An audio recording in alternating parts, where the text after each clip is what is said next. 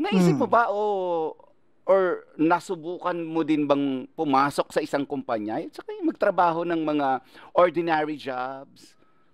Na ano ko naman yan, ang tawag, nagawa ko naman talaga yan. Ayun, nag-call center ako, ganyan. Nag-try ako magtrabaho sa marketing, pero hindi talaga like, alam mo Hindi yun, sabi ko, effective.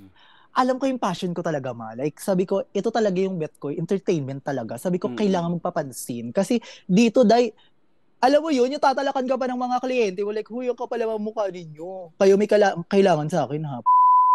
300 lang ako per day dito. Wala, ina-attitudean nyo ako. Ang kakapal ang mga mukha ninyo. Siyempre, ganun yung mga atake ko noon. Sabi ko, hindi nakakaloka dito. So, ang ginawa ko, naghanap ako ng paraan para magkaroon ng cellphone. So, ayun, nung nagka-cellphone na ako sa pagtatrabaho, ang ginawa ko, habang nagtatrabaho, nag-content ako. Pero nung nagkaroon ka ng cellphone, that opened doors for you.